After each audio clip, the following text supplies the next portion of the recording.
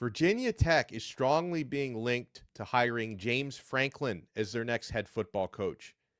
If the Hokies can get this over the finish line, it wouldn't just be a home run hire. It would be a grand slam.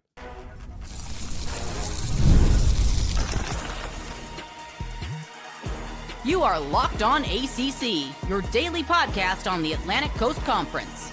Part of the Locked On Podcast Network, your team every day. Just based on what their program has been, I don't think anybody would have considered like Virginia Tech to be a top 3 or even top 4 of open jobs right now. But if they can get this over the finish line, they would be operating like a top job. Thank you so much to the everydayers for making Locked On ACC your first listen. We're available free wherever you get your podcasts. We're free on YouTube. We're part of the Locked On Podcast Network, your team every day. He is Kenton Gibbs from Locked On Wolfpack, former NC State defensive lineman. I am Alex Donno from Locked On Canes, and on this loaded episode, we'll talk about the Week 10 ACC football slate. North Carolina might be about to get their first Power 4 win and their first conference win, maybe. We'll talk about potential coaching candidates within the ACC who might be lured towards other jobs, but if the ACC can bring this one in, Kenton, when I first started to see these reports, I thought it was the fake news, right? A lot of times when you're on social media, you can't always believe a headline the first time you read it, but reputable reporters are running with the idea that there is mutual interest between Virginia Tech and James Franklin to become their next head football coach. Mutual interest. And why would there be mutual interest? Number one, we're seeing numbers thrown out there like a possible $10 million per year salary for Franklin, which is, I think, more than double what Virginia Tech has ever paid a head coach before, if they can get that over the finish line. And a commitment from Virginia Tech's athletic department, Kenton, which up until this point, the entire athletic department has been operating on what you could call Power 4 as a shoestring budget of about $122 million per year. They want to expand that budget to north of $200 million, and showing ambition like that with football would be a big part of that. I mean, if Virginia Tech can bring James Franklin, this would be, I'll say it again, a grand slam hire, KG. Donno, this is a grand slam hire for a bunch of reasons. You want to know one of the biggest? Monies, finances. Yeah. And I know what you're thinking. Why would the money and finance of it make sense for Virginia Tech? They're going to have to pay a coach big money. In the words of former ACC legend Lee Corso, not so fast, my friend. You see, when everybody talked about, oh my God, the buyout clause in James Franklin's contract is so horrible, it's so terrible. I mean, there are worse buyout clauses, but here is stipulated that if he makes less at his next job, they have to cover the difference between what he was making in Happy Valley and whatever he makes at his next job. So he can take an extreme discount, discount. He can come in and say, give me 50 bands a year. For those of you who don't know, a band is $1,000.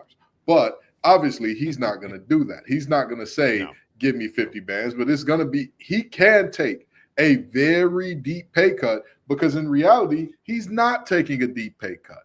Penn State has to come in and backfill for every dime he would have made if he were still at Penn State. And that works out for both sides, because in the words of Andre 3000, you're only funky as your last cut. And quite honestly, James Franklin's last cut stunk. It was horrible. It was not a very good song. It was not at all something that we wanted to listen to. So you put yourself in a position where you're not leveraging financially a massive, hey, if this doesn't work out, we're on the hook to pay you $80 million type of buyout. And you get a coach that is a proven winner and that has recruited the heck out of the hotbeds of talent that are right near you. Yeah. Has cooked in that DMV. He goes into that DMV and says, oh, y'all got mighty nice players y'all got over there. It'd be ashamed if somebody were to take him to the middle of Nowheresville, Pennsylvania. Well, he's going to be doing the same thing now, just in the middle of Nowheresville, Virginia. This is an excellent hire. And the middle of Nowheresville thing is the last thing I'll say. It takes a certain type of person to be happy in Happy Valley. Like, that's just a fact. That's just a fact. I don't care how much you pay me. You would have to pay me the type of money my kids would not have to work in order to do media for Penn State, with all due respect to that university. What it takes a certain type of person. So that same type of person could also go to Blacksburg, Virginia. Well, and Blacksburg is like Manhattan compared to comparatively, College, yes. Comparatively, yes. So, but that's what I mean, Donno. It's a situation where you are looking at this deal and saying it takes a certain type of guy to want to be in this job. It takes a certain type of guy to succeed in this job. It takes a certain type of guy to recruit the DMV well. James Franklin checks all boxes. And that recruiting of the DMV area is so important. And it's actually something that's gotten the attention of Penn State fans. Like, I have seen some worried reactions because something that's been happening for the past few weeks since they fired James Franklin, I should say, is they've had numerous class of 2026 verbal commits decommit, right? Back off of their Penn State commits, look at their options. A lot of these players from the Northeast, from that DMV area. So, like, James Franklin can, if he lands at Virginia Tech, he can probably convince a lot of those same players who were committed to Penn State, hey, come play even closer to home. And I'm the guy who recruited you. I'm the guy who sold you on Penn State. Let me sell you now on Virginia Tech. And, being able to recruit that area, which James Franklin has shown in the past, is really important because that area of the country it's really rich in recruiting. Like, it's one of the more underrated areas, right? People always talk about Texas and Florida and California, Louisiana now, but the DMV area is a big-time football recruiting hotbed as well, and Franklin can get those players in. And again, like, this is someone, and I know, listen, James Franklin is not perfect. If he was a perfect head coach, wouldn't be out of a job right now, right? But if you consider the types of candidates that we thought Virginia Tech would be going after versus a guy like James Franklin, and I know the standard was so high at Penn State that he got fired. Do you want to know why that standard was so high? He raised the standard because when he took over that job, I know everyone thinks about the perennial powerhouse they were under Joe Paterno, but after the Paterno era, after the scandal, after getting decimated by sanctions, James Franklin was the guy that built that program back into a powerhouse, and he raised that standard. And so you're telling me he could potentially go to Virginia Tech where, your road to the playoff, we love the ACC, but, there are conferences where your road to the playoff is probably a little bit tougher than the Atlantic Coast Conference, so you get that. You go into a program that is so starving for wins because Virginia Tech hasn't been nationally relevant since, the mid-years of the Frank Beamer era, like you're talking early 2000s, so they're going to be starved for a guy to raise that profile. And then we're also talking about Virginia Tech willing to now put in financial resources into football that they've never been willing to put in before. Like, they are trying to catch up with the type of money being spent by the powerhouse programs. I think James Franklin would be a hell of a guy to help you meet that standard. Absolutely. And a lot of people don't understand that the reality of, and this is an absolute fact about Penn State. So this is not something I'm making up. This is not something that I'm he pointing out and all that about Penn State. This is just the truth. People tend to remember the good times if a relationship goes on long enough. And that's what happened with Joe Paterno.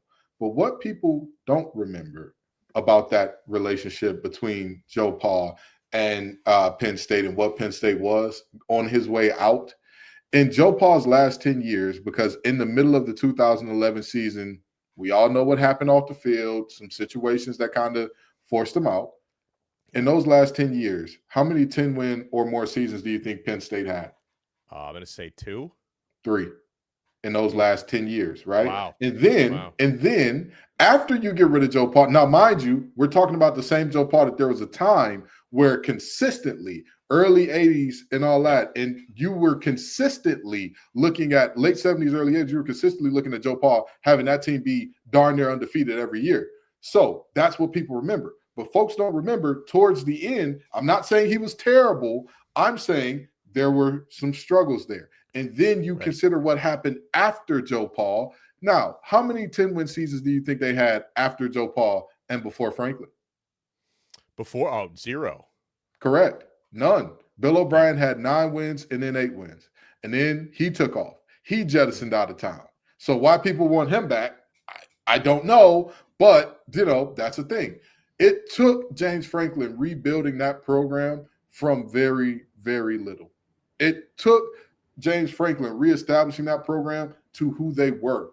Again, one of the billion reasons I do not like Bill O'Brien as a head coach. Penn State has been known for what? What's always on the back of a Penn State jersey, Donno? What, just a number? Just a number, because they always say it's about the team, not those players. Do you know who was the Penn State coach that put names on the back of those jerseys? Bill O'Brien. So, in long story short, James Franklin had to reestablish a culture there, and he did. He built that place up brick by brick and got to where he is. Now, is his last performance not great? Yes, but that's why I say the financials and the buyout clause works in all parties' favor here, because he's still going to get paid. Virginia Tech is in the situation where they can, hold a little bit of that coin to say, you know what, maybe we'll use this in NIL, maybe we'll use this on facilities, maybe we'll use this in rev share, whatever the case may be, because rev share is not a minimum that you have to spend. Rev share is a cap on how much the university can spend. You can spend as little as you want to, but it's capped at $20.5 million. You can drop no dollars into these players' accounts. You could send no bankroll to Thug. You could do that if you wanted to, but it would not be wise if you want to win. So you could take that money, drop it into your rev share, and create yourself a winner with James Franklin and Virginia Tech. Last thing I'm gonna say, Virginia Tech is one of those teams. 8 wins a year, you'll get a statue. You'll be right up there with Beamer. Right. You'll be right below Beamer in terms of all-time coaching. Yeah, and if Virginia Tech, if they can get this higher over the finish line, it would make the ACC a better football conference. To have James Franklin in your conference and to have a Virginia Tech that's willing to invest in football, that makes the ACC better. And hopefully the ACC can avoid losing coaches to other jobs. We'll talk about who could be possible candidates when we come back. He's Kenton Gibbs. I am Alex Donno. Keep it locked right here on this new episode of Locked On ACC. Folks, Mazda crafts cars for those who do more than simply move. Mazda delivers confidence with every ride, with more IIHS Top Safety Plus pick awards than anyone else. From footwork to breathwork, athletes sweat all the details. Mazda brings this same intention to how we craft every model. You can feel Japanese craftsmanship in every detail, from the metallic accents to available Nappa leather upholstery. You can make everyday drives feel like anything but, from smooth handling to intuitive controls. With all-wheel drive standard in every crossover SUV, you can drive with confidence through almost any season. Like our players, we sweat every detail, because when you make every move count, impossible becomes irrelevant. Mazda. Move and be moved. We're also proudly brought to you by Monarch Money. Most people can't name or all their financial accounts or even what they're worth, whether it's 401ks, properties, or investments. And when you don't have the full financial picture, you can end up leaving money on the table. That's why there's Monarch. It's an all-in-one personal finance tool that brings your entire financial life together in one clean, easy-to-use interface, all on your laptop or on your phone. Monarch is built for people with busy lives. If you've put off organizing your finances, Monarch is for you. Monarch does the heavy lifting for you. You can link all your accounts in minutes, see clear data visuals, get smart categorization of your spending, and finally feel in control of your money without ever touching a spreadsheet. Do not let financial opportunities slip through the cracks. Use code LOCKEDONCOLLEGE at monarchmoney.com in your browser for half off your first year. That's 50% off your first year at monarchmoney.com with code LOCKEDONCOLLEGE. Thank you so much for making Locked On ACC your first listen. We're available free wherever you get your podcasts. For your next listen, make sure you check out our other shows. Kenton Gibbs and Grayson Boone do an awesome job hosting Locked On Wolfpack. I host Locked On Canes. All right, so Kenton, who do you think within the ACC, prime candidates to maybe be called upon for some of these open, Big Ten, SEC jobs? I would say the hottest candidate would probably be Brent Key at Georgia Tech, but it's hard to see him leave his alma mater, right? I mean, he loves that program. Same thing with Jeff Brom at Louisville. I'm sure Jeff Brom is going to garner some interest other parts of the country, but they're both coaching at their alma maters, essentially working their dream jobs right now. So I'm going to say this about Georgia Tech, and this is with all due respect to Georgia Tech and what they have been. Yeah. That is not a school where 8 wins a year gets you a statue. 6 wins a year, you might not lose that job. You might not lose that job for at least a decade or so. And that's just the reality of what we have seen out of Georgia Tech as of late. With that being said, Key ain't leaving. And neither is Brom. But I think that you'd have an easier chance convincing Brom than Key. And let me tell you why. Oh, Brown has please. a succession plan in place for Louisville if he leaves. He knows, hey, little brother, take this thing over. Yeah. Make it what you got to do, but take this thing over. I trust you. You're my second in command. True. You make it happen here. You're an alum of this place too. You know how special this place is too. Get it going. I don't see that same thing to the same degree with a proven name because, with all due respect, Brian has been a heck of a coordinator for years. He's been a good coordinator for years, and he's, again, a Louisville guy. So I think that you'd have a better chance of convincing him than Key. But Donno, I'd have to disagree with you. I think there's another guy that's going to be the hottest simply because of what we're talking about, how likely you are to get him to leave. There's a guy at a basketball school that's winning some football games. I knew where you're going with that. Manny Diaz. Not only that, look at the guy before him and what he's doing when you give him a real budget. Gosh. Yeah. When you give him a real budget and say, hey, we going to give you a place where all these sickos love football. They love it. Can't get enough of it. Look what he's doing. I think that Manny Diaz would definitely be in consideration for a lot of these top jobs and these hot jobs because he's proven that he can recruit at a high level in the Southeast. He's proven that he's now a little bit better at all the CEO stuff that makes a program run. And he's done it at a school that, with all due respect, the investment is not there. The buy-in is not there overall in totality. I don't want Duke fans coming in here and say, oh, well, they paid a lot for the quarterback. Yeah, how's that stadium going? Yeah, how's that gathering fan interest going? Huh? You're the best football team in the Triangle by a mile. You're the only decent thing smoking in the Triangle in terms of football, and yet you can't fill that stadium when you are playing an undefeated team. So I think Manny is a name that a lot of people can look at because I would say your boy Mario, but the reality is he's another one who's at his dream job. Yeah. Not only is he at his alma mater, we're also seeing things from Mario that we're like, we've been asking, have you fixed that game management stuff yet? We've been asking. The question's been asked, and it has not been answered. Most of the questions about Manny Diaz, you ask him, but for the most part, he has answered. Well, and Manny Diaz is in a unique situation because, the Penn State job is open right now. I don't necessarily think he's first on their list. I think the guy who was first on their list was the guy who just extended his deal with Indiana. I think Cignetti was the top guy they wanted. That's not happening. I think they could want Matt Rule, who they could probably convince to leave. I know. Same thing, right? I overrated, but he's a Penn State alum. He's a Penn State man or whatever. But Manny Diaz also has ties to Penn State, was a really successful defensive coordinator there under James Franklin for a few years. So Diaz has the Penn State ties. He knows everybody there. He recruited some of the players that are there now. He's got the relationships and everything. So I could see Penn State going in that direction if it doesn't work out with Rule. And then also a job that's not open yet but could come open at any time.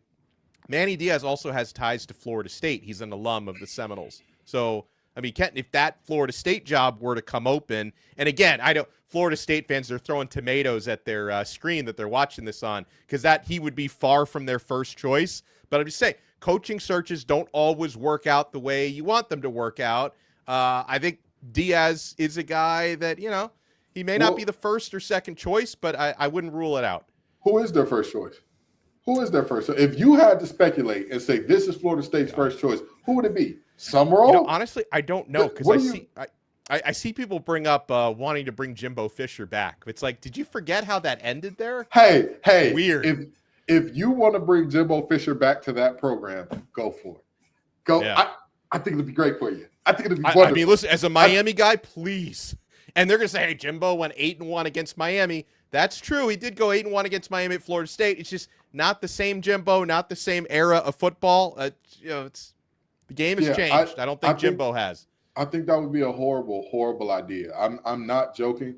That would be one of the worst ideas that you could possibly imagine for Florida State. You've done it. We have played these games before with Jimbo. Don't get me wrong. Won a national championship there. Did great things. How did that tenure end? Right? Come on. Yeah, it ended very, very badly. And not only did it end poorly from that standpoint, academic progress, degree progress standpoint, they weren't eligible for a bowl game because of how bad it was at the end with him. Yeah. Like this is, again, come on, stop this foolishness, stop this mess, stop playing Florida State fans. You know what? If Jimbo is what the fans want, sometimes you got to give the people what they want, and I'll tell you. Yeah. But that is, again, if I'm looking and I'm saying, who do I want here as a Florida State fan? Manny, come on down here, dog. Come on down here. Because didn't he coach Duke to their first ever win over Florida State, or was that Elko? I thought it was him. Ooh, I think it was Diaz. Yeah, it was last year, right? I mean, yes. So it was Diaz. It was then. Diaz. Yeah. So, brother, come on back home. Come on back home. Come do your thing here where you'll be loved, you'll be appreciated. We'll forget all about that Miami thing. As a matter of fact, we'll appreciate you more because we'll say you secretly sabotaged Miami for us. Nudge, nudge, wink, wink. Great job, Manny. We appreciate you. Now come win some ball games now that you know how to do the executive thing. Coming up next, is Bill Belichick about to get his first ACC win and first Power 4 win as head coach of the Tar Heels? You want to keep it locked right here. We're not done yet on this brand new episode of Locked On ACC.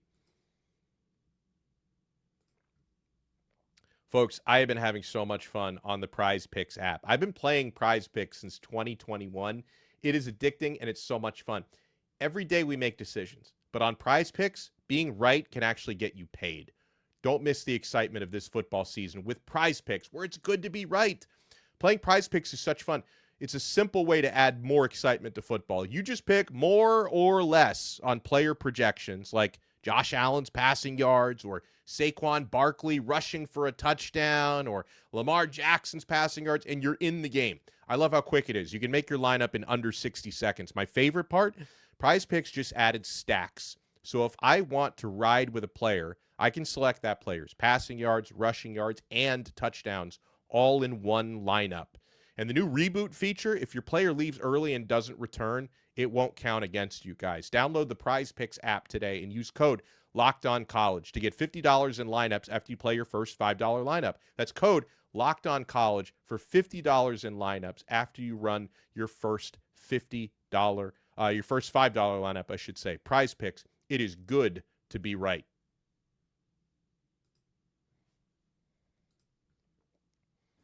All right, so Kenton Gibbs, the reason why I ask you if North Carolina is about to get their first conference win, and they seem to get a little closer every week, right? I mean, it came down to overtime and deciding to go for two and not getting there in the first overtime against Virginia. North Carolina has been better the last couple weeks. They're very close against Cal the prior week. They're going up against the Syracuse Orange team on the road this Friday, Friday at 7:30 p.m. Syracuse is favored by 2.5 points, which is to be favored by 2.5 at home. It's basically a pick'em game. Yeah. And quite frankly, Syracuse has been awful since Steve Angeli got injured, to the point where, like, when you watch Fran Brown's news conferences now, it looks like he's like about to cry. Like the man hasn't showered in over a month with the way that team has been playing, right? You only shower when you win, Fran Brown says. Yep. So Kenton, I'll ask you, is Fran Brown going to be showering on Friday night after this one? That Syracuse team has been following the way of American singer Tom Petty. You know why? Because they've been free falling, ladies and gentlemen. This has been a very, very tough time for them. And when you say winners get washed, that facility must stink.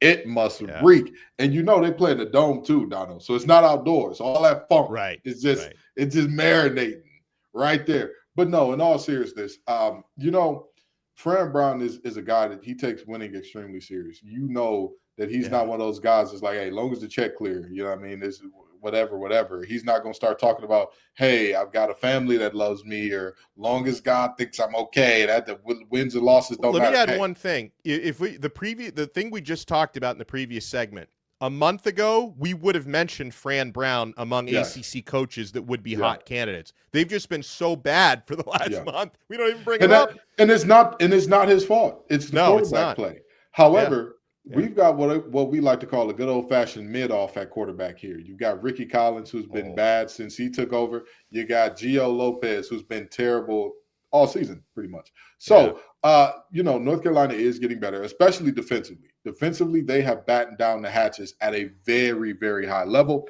Yeah.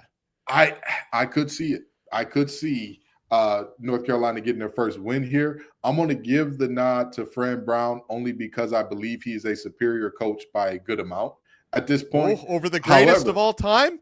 Yes, Donno. Yeah. You. I used to be a really good. I own the sack record at Cass Tech. If you were to say me going up and pass rushing against whoever their best edge rusher is now, I'm sure that wouldn't work out. Actually, I'm 30. I could probably still pass rush better than a high schooler. Give yourself some credit. But in about 10 years from now, Donno, even if I still have that record, I'm probably not going to be. Dude, I pulled something in my hip getting out of bed this morning. I'm 41, and that's what I'm body's saying, going downhill. When I hit that 40 ball, it may be a different story. I may be, statistically speaking, the greatest pass rusher in Cass Tech history. Statistically speaking, even though we got Deion Walker playing in the NFL right now for the Bills, even though we had Vernon Golston get drafted top 10 overall, I may be that. But that was what I once was. You're making me quote all these singers. I believe it was Tim McGraw that said, "I ain't as good as I once was, but I'll be as good once as I ever was." This may be Bill Belichick's wants to be as good as he ever was, but he's not as good as he once was. He's lost it. Well, I think the pass rush is going to be key. I watched North Carolina had 6 sacks against Chandler Morris in Virginia last week. That's the reason why the game was as competitive as it was. It was a defensive battle last week, and when the opposing quarterback is Ricky Collins, you may be able to win that defensive. I'm not confident in picking either side. I just want to make that clear. I'm with you. I might lean ever so slightly to Syracuse, and part of that is you talk about the quarterback battle. Here's the stat on Gio Lopez. David Hale pointed this out. Gio Lopez, he would have been a great quarterback in the 1930s before the advent of the forward pass, okay? So Gio Lopez on throws beyond the line of scrimmage versus Power 4 defenses this year, he has completed 56.6% of his passes in those situations, which is 46th out of 66 qualified quarterbacks. His 6.57 yards per attempt are 60th among those 66 quarterbacks. 46.2 QBR is 65th out of those 65. And finally, Gio Lopez on throws beyond the line of scrimmage has 0 touchdowns and 5 interceptions on the year. So that right there is why Syracuse may win a game for the first time in a long time. Donno, I don't know if that's Fran Brown or if that's Gio Lopez's stats, but I'm holding my nose because something stinks. Something smells terrible. Yeah, that's god awful. Again, at first I was like, Max Johnson with that bionic knee, he might not need to play. If you got him on the team, you got to try something. Yeah. You got 0 touch. Congratulations. If you're listening to this podcast, you have a better touchdown to interception ratio than Gio Lopez on passes beyond the line of scrimmage. We're not talking about deep balls, 20, 30 yarders, and we're talking about 1 yard or less past the line of scrimmage. Just 1 yard. Now listen, I'm nobody's quarterback. I've never played quarterback. You telling me that you haven't had one opportunity to hit like a drag route for a touchdown or something? Yeah. Nope. You ain't snuck a fullback out in the flats and been able to hit you a little something. This is embarrassing, man. What are they doing? Again, I think that Bill Belichick's rigidity and refusal to change will be the undoing of this team in this game because this is terrible. That's just terrible. I think that North Carolina's defense continually improves.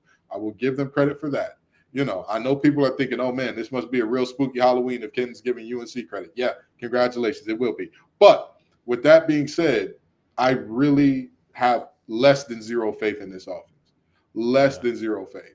At least with Syracuse, although their offense has been terrible as well, I know Fran Brown's willing to do something. He's willing to mix it up. He's willing to try something to say, you know what? We just going to keep throwing spaghetti at the wall and see what sticks. Did you remember that when they beat Clemson, and this is back when we still thought Clemson might be good, but they kept onside kicking after they scored. Clemson couldn't get the ball. It's like, okay, Fran Brown has some stones. He is willing to take some risks out there. Yes, as opposed to Bill Belichick, who's coaching to I don't know.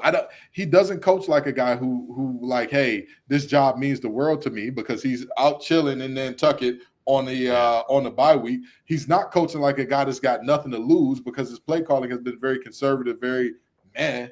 He's not coaching like a guy who's saying, I've got to protect my legacy as the greatest of all time. I don't get it. I don't understand what's happening with his coaching philosophy. What I do know is his coaching philosophy combined with this talent is producing more L's than I could possibly imagine.